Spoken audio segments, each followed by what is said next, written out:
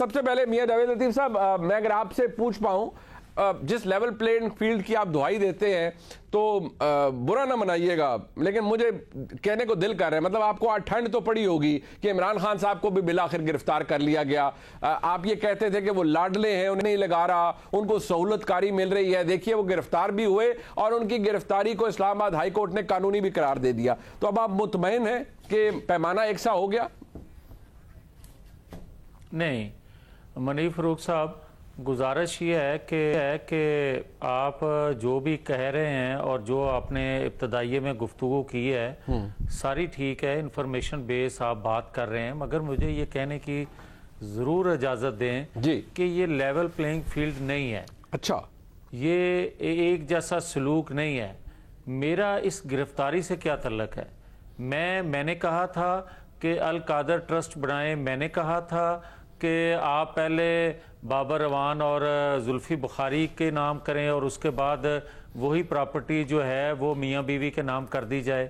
میں نے کہا تھا کہ آپ ایک ہاؤسنگ سوسائٹی کے جو مالک ہیں ان سے ڈیل کریں.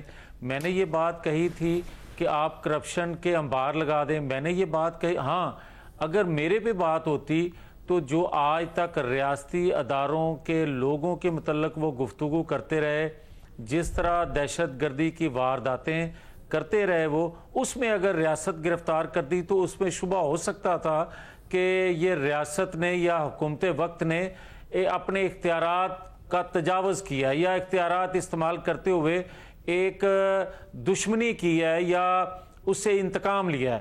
مگر میرا جو کہنا ہے، میں تو یہ کہوں گا کہ 2017 میں جو کردار پاکستان کو ڈبونے والے تھے، یہ نواز شریف سے دشمنی نہیں تھی، یہ پاکستان سے دشمنی کی گئی، پاکستان کو ڈبو دیا گیا. آج یہ حالات ہیں. ابھی آپ نے اپنے ابتدائیے میں جو بات کی کہ ریاستی اداروں کی عمارتوں پر جس طرح حملہ آور ہوئے لوگ، کیا پاکستان کے اندر 75 سالوں میں کوئی مقبول لیڈرشپ، جس طرح آپ نے خود کہا کہ 3 دفعہ کے پرائم منسٹر گرفتار ہوئے، اس سے پچھلے جو ادوار میں پرائم منسٹر کا قتل ہوا، پرائم منسٹر کو پھانسی دی گئی، یہ ساری وارداتیں ہوئیں، مگر کیا کسی نے ان عمارتوں میں گھسنے کی یا ان عمارتوں کو جلانے کی کوشش کی؟ نہیں کی. مگر میں یہ عرض کروں گا کہ یہ مائنڈ سیٹ بنایا کس نے؟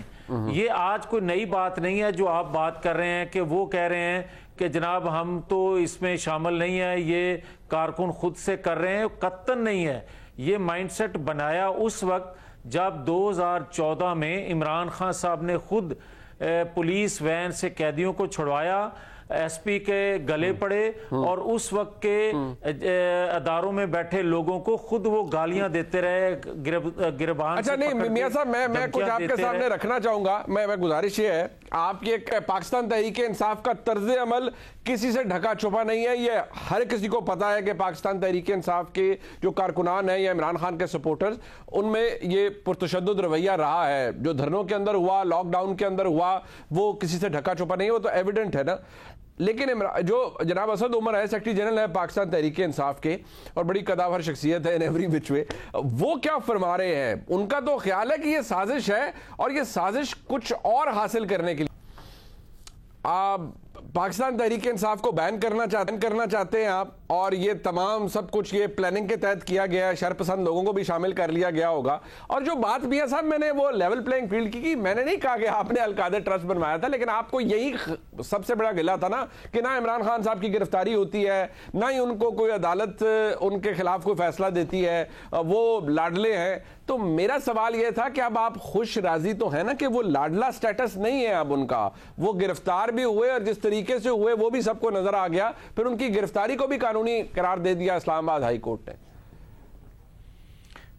شکریہ منیب صاحب، مگر یہ بات تو آنے والا وقت بتائے گا کہ انصاف ہوتا نظر آ رہا ہے یا نہیں. آپ کے تحت انصاف یہی ہوگا کہ عمران خان صاحب کو سزا ہو. نہیں، میں ایک گزارش کر دوں.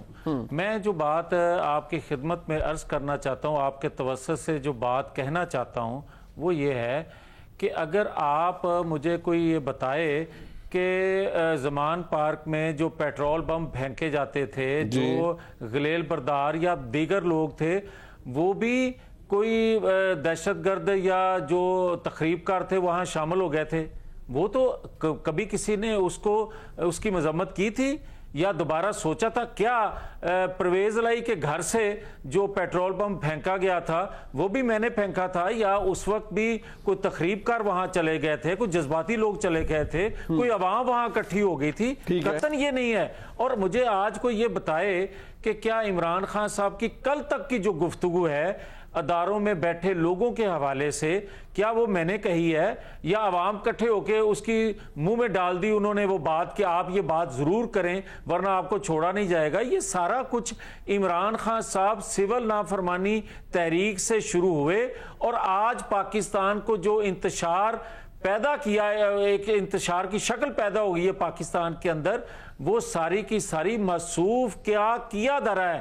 مگر ایک بات ضرور عرض کروں گا، مجھے یہ تشویش ہے اس بات پہ کہ آج بھی مجھے اندیشہ ہے کہ جو پنڈی، لاہور یا پشاور کی جو عمارتیں ہیں وہاں تک رسائی کس طرح حاصل ہوئی ان تخریب کاروں کو یا اس احتجاج کرنے والوں کو، کیسے وہ وہاں تک پہنچ گئے؟ سوال ہے نا۔ اور اگر وہ وہاں پہنچے ہیں، ٹھیک ہے، ایک سیکنڈ منیر، اگر وہ وہاں پہنچے ہیں تو کیا ان عمارتوں کے سامنے یا ان عمارتوں کے اندر داخل ہونا دشمن کی خواہش ہو سکتی ہے یا کسی محب وطن سیاسی اس کی ایک توجیہ بھی پیش کی جا رہی ہے کہ کسی جگہ پر بھی کوئی بدقسمت واقعہ نہ ہو، اس لیے جتنے بھی مظاہرین تھے ان کو کرنے دیا گیا جو وہ کر رہے تھے، جو کوئی قسمت ہے۔